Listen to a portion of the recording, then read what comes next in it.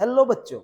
तो आज हम देखेंगे मोल कॉन्सेप्ट की एक बहुत ही इंपॉर्टेंट सी चीज, मतलब एटॉम्स का मास कैसे निकालते हैं और उसमें क्या क्या हमें जानना चाहिए होगा। आइए देखते हैं कि एटॉम के मास निकालने के लिए हमें क्या क्या फॉर्मूलाज और क्या क्या टॉपिक्स के बारे में जानना चाहिए। तो सबसे पहले तो हम देखेंगे कि मास जो है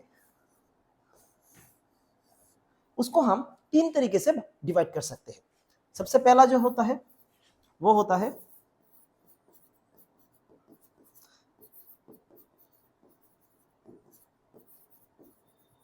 रिलेटिव एटॉमिक मास, और इसको हम रैम भी कह सकते हैं शॉर्ट फॉर्म में।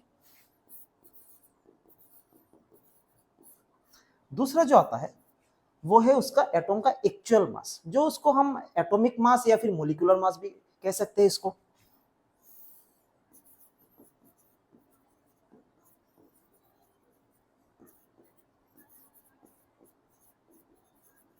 ये हो गया मोलिकुलर मास।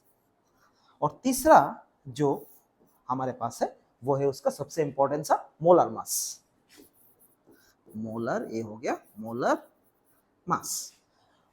बेसिकली ये है कि जब भी हम एटॉम का मास निकालेंगे तो तीन टाइप के मास हमारे सामने आएगा, या फिर तीन टाइप के मास के ऊपर हमारा क्वेश्चंस आने वाला है। तो सबसे पहले देखते हैं कि इन सब का मतलब क्या है और कैसे निकालते हैं और इसका इंटरकनेक्शन क्या है। सबसे पहले देखो बच्चों, सबसे पहले जो हम देखेंगे वो है रैम, रिलेटिव एटॉमिक मास। अभी क्या है, जब भी हम एटॉम का मास निकालने की कोशिश करेंगे, देखो अगर कुछ बड़ा चीज हुआ, जैसे कि मान लो एक पत्थर हो गया या फिर एक कुछ भी, एक बॉक्स हो गया, कुछ भी हो गया, बड़ा चीज हो गया, तो उसको निकालने के लिए तो हमारे पास उसको मेजर करने के लिए डिवाइसेस है। बट एक छोटा सा एटॉम, उसको अगर हम निकालना चाहे तो उसका मास कैसे निकालेंगे? तो उसके मास को निकालने के लिए साइंटिस्ट ने दिमाग लगाया और एक खुद का एक अपना सा अलग सा एक स्केल बना लिया, जो कि था एक कार्बन का स्केल, जो रैम निकालने के लिए जो बहुत ही जरूरी चाहिए था। तो उसको निकालने के लिए हम लोगों ने एक फॉर्मूला यूज किया। तो वो फॉर्मूला क्या था? वो था actual mass of an atom. मतलब एटम का जो ओरिजिनल मास है वो लेंगे और उसको हम डिवाइड करेंगे एक स्केल से, जो कि है 1/12 ऑफ C12 एटम। अभी देखो दिमाग में एक सवाल आ सकता है कि सर C12 एटम ही क्यों, कार्बन ही क्यों? बहुत सारा था, तो साइंटिस्ट ने भी बहुत सारा अप्लाई किया था। उन्होंने ऑक्सीजन लिया था, उन्होंने हाइड्रोजन भी लिया था।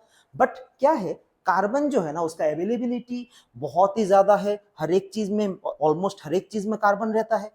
ऊपर से उसका जो ये आइसोटोप लिया गया है, मतलब C12 वाला जो आइसोटोप लिया गया है, ये वाला जो आइसोटोप लिया है वो सबसे स्टेबल भी था। इस हिसाब से जब हम इससे ये वाला कैलकुलेशन किया तो हमको जो मास मिला ना, वो बहुत ही सोफिस्टिकेटेड और बहुत ही सुंदर सा एक फिगर निकल के सामने आया। तभी इस फॉर्मूला अप्लाई करके, ये वाला फॉर्मूला हम अप्लाई करके किसी भी एटम का जो रिलेटिव एटॉमिक मास है वो निकाल सकते हैं। तो देखते हैं एक सवाल करके। तो सबसे पहले जो बात था, ये जो फिगर है, ये जो 1/12 वाला फिगर है, 1/12 ऑफ C12 एटम, ये मतलब है, मान लो एक कार्बन है ये, इसका अगर हम कंप्लीटली 12 हिस्सों में डिवाइड करेंगे,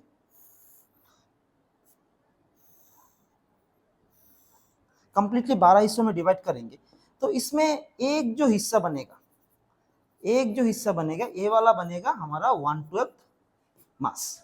अब ये जो 1/12 मास था, ये साइंटिस्ट लोगों ने कैलकुलेशन करके निकाला। इसका जो वैल्यू था वो आ रहा था 1.66 इंटू 10⁻⁻24 ग्राम के आसपास, कुछ इस फिगर के आसपास आ रहा था।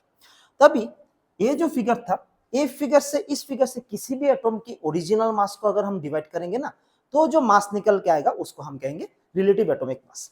जैसे कि अगर हम यहाँ पे हाइड्रोजन एटम का मास निकालने की कोशिश करें, हाइड्रोजन एटम के बारे में देखें, तो उसका जो ओरिजिनल मास था, एक्चुअल जो मास था, उसका mass of one hydrogen atom जो था वो था कुछ 1.67 इंटू इसके आसपास। अब अगर इस फिगर को हम लोग, ये वाले फिगर को उसके 1/12 वाले नंबर से अगर डिवाइड करेंगे तो क्या आएगा?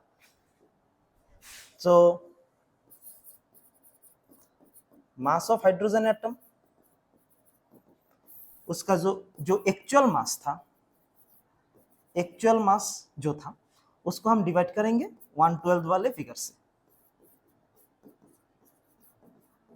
C12 atom. सो ऊपर डाल देंगे उसका एक्चुअल मास जो कि था ग्राम में, और नीचे डाल देंगे 1/12 वाला मास, ये भी था ग्राम में। तो सबसे पहले तो देखो ये जो ग्राम ग्राम का फिगर है, ये दोनों ग्राम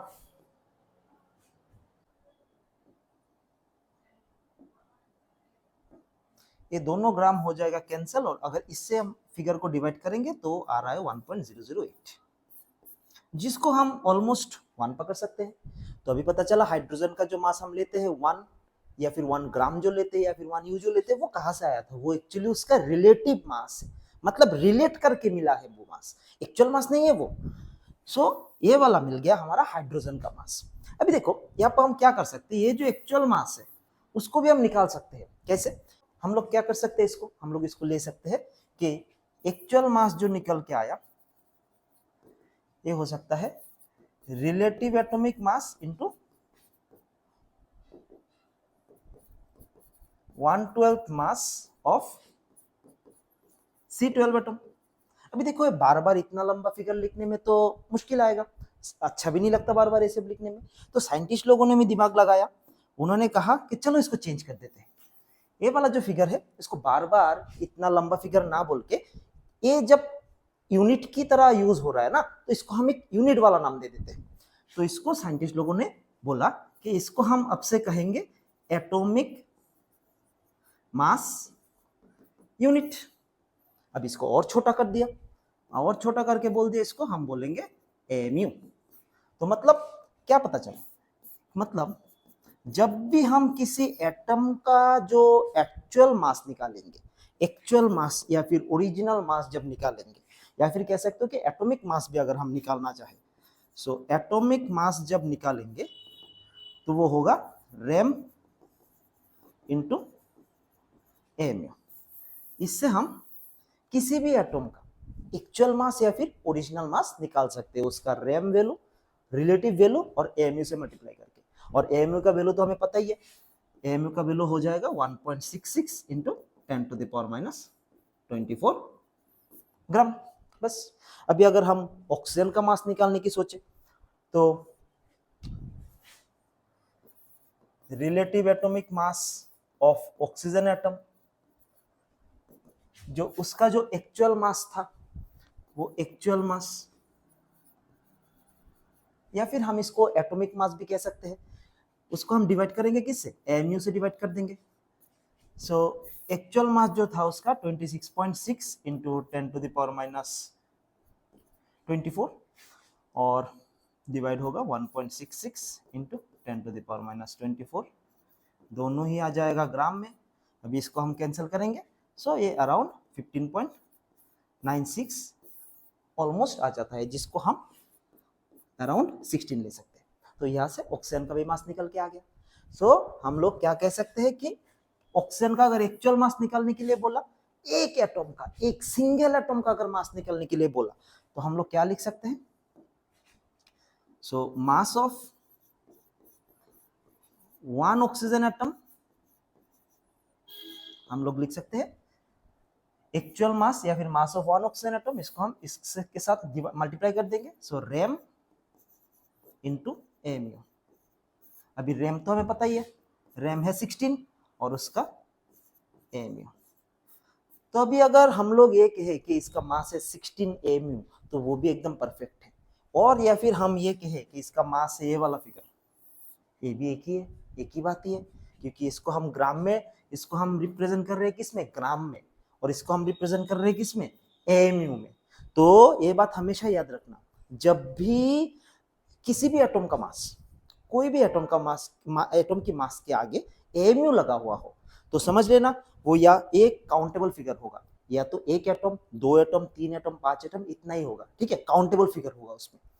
तो और अगर ग्राम में भी दिया हुआ है और बहुत ही छोटा सा ग्राम दिया हुआ है, तो भी एक या दो ही एटम के बारे में बोल रहे हैं, ठीक है, फाइन। तो मतलब हम कभी भी अगर किसी भी एटम के बारे में बोले, उसका एक्चुअल मास अगर निकालना चाहे तो वो निकलेगा किस पे, एएमयू फिगर में, और अगर उसका रिलेटिव मास निकालना चाहे तो वो तो बेचारा क्या होगा, यूनिटलेस हो जाएगा ना। रिलेटिव मास देखो यहाँ पे, किसी भी एटम का जो रिलेटिव मास है उसका तो कोई यूनिट नहीं बन रहा, क्योंकि ये ग्राम और ग्राम कैंसिल हो जा रहा है, ठीक है। तो हम ये कह सकते हैं यहाँ पे, ये वाला जो फिगर है हम लोग यहाँ पे कह सकते हैं कि कभी भी अगर किसी एटम का रिलेटिव मास निकलना चाहे हम लोग, तो उसका रैम होगा यूनिटलेस, यूनिटलेस। और अगर उसका एटॉमिक मास या फिर मॉलिक्यूलर मास निकालने तो या तो वो एमयू में होगा या फिर ग्राम में भी हो सकता है, बट बहुत ही छोटा सा फिगर होगा, 10 टू द पावर -24 -23 -22, ऐसा बहुत ही छोटा सा फिगर होगा, ठीक है। तो ही हम इस एटम को इस वाले मास को हम एटॉमिक मास कह सकते हैं। अब एक छोटा सा दिक्कत था, देखो ये जो एमयू वाला पार्ट है ना, एमयू वाला जो पार्ट है इसका फुल फॉर्म है एटॉमिक मास यूनिट, मतलब एटॉमिक मास मतलब एटॉम का मास। अभी अगर सल्फ्यूरिक एसिड दे दिया, मान के चलो H2SO4 दे दिया, अब ये तो एटॉम नहीं है, हाँ बना है एटॉम से बट खुद तो एटॉम नहीं है, ये तो एक कंपाउंड हो गया। या फिर N2 ले लिया हम लोगों ने, नाइट्रोजन ले लिया, ये एटॉम से बना है बट है मॉलिक्यूल। सो अभी तो दिक्कत आ जाएगा कि इसको हम एमयू कैसे बोलेंगे। तो साइंटिस्ट ने कहा छोड़ो एमयू, एमयू नहीं कहते इसको, इसको दूसरा नाम देते हैं। तो जब भी हम मॉलिक्यूल या फिर कंपाउंड यूज करेंगे तब उसकी जगह पर एमयू के बदले हम लोग यूज करेंगे यू। यू एक मॉलिक्यूल का जब मास निकालने के लिए बोलेंगे तो हम वो उसका मास एमयू से हटा के यू लिख देंगे। यू का मतलब यूनिफाइड मास, यूनिफाइड मास मतलब बात वही है, घुमा के बोल दिया तो मतलब क्या हो गया, तो मतलब इसे किसी को दिक्कत आने वाला है नहीं। एटॉमिक मास मत बोलो, यूनिफाइड मास बोल दो, बात खत्म। तो ऐसे करके हम लोग किसी भी एटॉम या फिर मॉलिक्यूल का मास निकाल सकते हैं। सिंगल एटॉम अगर बोले तो मास का जो बहुत ही दो इंपॉर्टेंट सा टॉपिक था वो था रैम और एटॉमिक या फिर मॉलिक्यूलर मास। फिर से एक बार बोल रहा हूं, एटॉमिक मास होगा यूनिटलेस, क्योंकि हम इसको एक्चुअल मास से, इसका जो कार्बन का एक स्केल था उससे जो हम डिवाइड करेंगे तब उसका यूनिट कट जाएगा। और एटॉमिक मास या फिर मॉलिक्यूलर मास जब निकालेंगे तब वो होगा एमयू या फिर ग्राम में। तभी बचा मोलर मास, बहुत ही इंपॉर्टेंट सा टॉपिक है मोलर मास, सिंपल सा भी है। अभी देखते हैं कि मोलर मास आखिर ये बंदा है क्या। तो देखो अभी बचा हमारे पास मोलर मास। मोलर मास नाम में छुपा है इसका नाम, ठीक है, इसका जो नाम दिया हुआ है उसमें इसका कंसेप्ट छुपा हुआ है। मोलर मास मतलब मोल का मास है कि नहीं, कैसे याद रखेंगे, मोलर मास मतलब मोल का मास। सो मोल का मास मतलब molar mass means mass of 1 mole substance, ठीक है, मास ऑफ 1 मोल सब्सटेंस। ये तो हमें सबको पता है कि 1 मोल मतलब क्या है, बताओ जल्दी से बताओ 1 मोल का मतलब क्या है। 1 मोल मतलब कितना बनता है, ये जो 1 मोल है, ये जो फिगर है, ये फिगर कितना था, एक फिगर था, एक एटम था, 2 एटम था, 10 एटम था, कितना था, बहुत सारा था, है कि नहीं, क्या ठीक बोल रहा हूँ ना। 6.022 इंटू 10 टू द पावर 23, इतना सारा फिगर, इतना सारा एटम्स था बच्चों। इतना सारा जब एटम्स का मास निकालेंगे तब जाके इसको हम कहेंगे क्या, मोलर मास, है कि नहीं। तो मतलब अभी यूनिट में चेंजेस आने वाला है, क्योंकि अभी एक एटम के बारे में नहीं बोल रही है, कितने एटम के बारे में बोल रहे हैं, बहुत सारा atoms, billions of trillions of atoms के बारे में बोल रहे हैं। तो जब ऑब्वियसली बात है, इतना सारा जब एटम का जब हम मास निकालेंगे तो उसका यूनिट में थोड़ा सा चेंजेस आ जाएगा। तो मास ऑफ 1 मोल सब्सटेंस मतलब क्या बनता है, मान के चलो हम लोग हाइड्रोजन का ही निकालते हैं सबसे पहले। सो अगर क्वेश्चन दिया what is the molar mass of hydrogen atom, अभी एक तो बोलेगा नहीं, क्योंकि एक हाइड्रोजन एटम का मोलर मास होता नहीं, एक हाइड्रोजन एटम का सिर्फ एटॉमिक मास निकलता है। अभी ये पूछ सकते हैं कि हाइड्रोजन एटम का मोलर मास कितना है। तो हाइड्रोजन एटम का अगर मोलर मास हम लोग निकालेंगे तो इसका मतलब क्या है, इसका मतलब बन रहा है कि mass of one hydrogen atom, जो कि हमें पता है अभी कुछ देर पहले देखा था, इनटू 1 मोल, है कि नहीं? मतलब एक हाइड्रोजन एटम का मास अगर हम निकाल लेंगे और उसके साथ जितना भी नंबर है पूरा नंबर मल्टीप्लाई कर देंगे तो पूरा फिगर आ जाएगा। तो जाहिर सी बात है, तो mass of one hydrogen atom कितना था अभी कुछ देर पहले हम लोगों ने देखा इसको,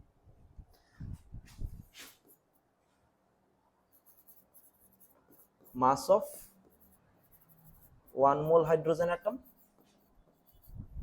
equals to mass of 1 hydrogen atom into 1 mole, जो कि है 1 AMU इंटू 1 मोल। अब एक काम करते हैं, सारे के सारे फिगर्स का जो नंबर है वो नंबर डाल देते हैं, फिर देखते हैं कितना आता है। So 1 into 1.66 into 10 to the power minus 24, इसका यूनिट क्या था बच्चों? एमयू का यूनिट था, ग्राम में था, और इंटू 1 मोल। अभी 1 मोल का फिगर कितना है? 6.022 10 टू द पावर 23। ये दोनों फिगर आ गया। अभी देखो यूनिट क्या शो कर रहा है यहाँ पे, पूरा फिगर में यूनिट अभी शो हो रहा है ग्राम, कुछ देर पहले क्या था? एमयू, ठीक है? अभी ये ग्राम में कन्वर्ट हो गया। अभी देखो इंटरेस्टिंग चीज आने वाला है। अभी ये दो फिगर जब हम मल्टीप्लाई करेंगे, जब भी हम इन दोनों फिगर को मल्टीप्लाई करेंगे तो कितना आएगा? 1 इंटू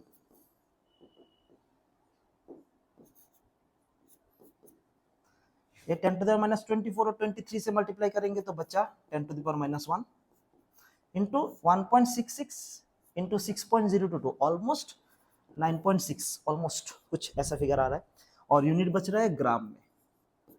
अभी ये वाला फिगर मल्टीप्लाई करेंगे तो बचेगा 0.96 अराउंड ग्राम, जिसको हम कह सकते हैं 1 ग्राम। देखा क्या निकल के आया?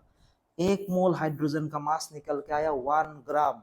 अभी पता चल गया ना कि क्यों हम मोलर मास जो लेते हैं उसको ग्राम में ही क्यों लेते हैं, और एक्चुअल मास या फिर एक सिंगल एटम का मास जो लिखते हैं वो एमयू में क्यों लेते हैं। एमयू में जब लेंगे एक एटम का मास निकलेगा, ग्राम में जब लेंगे तो बहुत सारा एटम का मास निकलेगा, ठीक है? तो अभी अगर ये समझ में आ गया, फटाफट से तुम लोग ये वाला सवाल भी खुद से कर दो। मास ऑफ 1 मोल ऑक्सीजन एटम, ये वाला फिगर भी फटाक से कर सकते हो तुम लोग। इसको हम क्या लिखेंगे? एकदम सिंपल सा भाषा में क्या लिखेंगे? इसको हम लिख सकते हैं कि मास ऑफ 1 ऑक्सीजन एटम इंटू 1 मोल, है कि नहीं? और ऑब्वियसली ये पता है हमको, ये था 16 AMU था इंटू 1 मोल। अब ये जो 1 मोल वाला फिगर है ना, इसको हम लोग कभी कभी एवोगाड्रोस नंबर भी कह सकते हैं, जिसको रिप्रेजेंट कर सकते हैं। ये जो 1 मोल वाला फिगर है इसको हम एवोगाड्रोस नंबर भी कह सकते हैं, एवोगाड्रोस नंबर भी कह सकते हैं, और इसको हम लिख सकते हैं Na, शॉर्टकट हो जाता है ना। तो एमयू, तो इसको लिखेंगे हम लोग 16 AMU इंटू Na। और अभी कुछ देर पहले हम लोग को क्या पता चला कि जब भी हम AMU और Na को मल्टीप्लाई करते हैं तो उसका फिगर ऑलमोस्ट कितना आता है? 1 ग्राम, ऑलमोस्ट इसके जैसा आता है। सो देयरफॉर हम लोग कह सकते हैं कि AMU is equals to 1/Na। ये बहुत ही इंपॉर्टेंट सा टॉपिक है बच्चों, इसको दिमाग में डाल के रखो। न्यूमेरिकल में जेई हो, जेई एडवांस हो, नीट हो, हर एक क्वेश्चन में, हर एक एग्जाम में इसके ऊपर बेस करके 1 या 2 क्वेश्चन हर एक बार आता रहता है, ठीक है? इसको दिमाग में डालो। AMU इक्वल्स टू 1/Na, मतलब Na एवोगाड्रोस नंबर और AMU क्या था? C12 का मास 1/12 वाला। ये जो फिगर है एक दूसरे का रेसिप्रोकल है। अभी इन दोनों को मल्टीप्लाई करेंगे तो कितना बनेगा? 1 ग्राम बनेगा। तो मास आ गया सामने निकल के 16 ग्राम। तो ऐसे करके किसी भी एटम का मोलर मास हो, एटॉमिक मास हो, रिलेटिव मास हो, ऐसे करके तीनों चीजें कंप्लीटली अलग अलग चीजें हैं, ठीक है? हम किसी भी एटम के बारे में, किसी भी मॉलिक्यूल्स या फिर कंपाउंड्स के बारे में ये तीनों मासेस निकाल सकते हैं बहुत ही आसानी से, और इसके ऊपर बेस करके बहुत सारा सवाल आता रहता है, हमेशा आता रहता है हर एक एग्जाम में।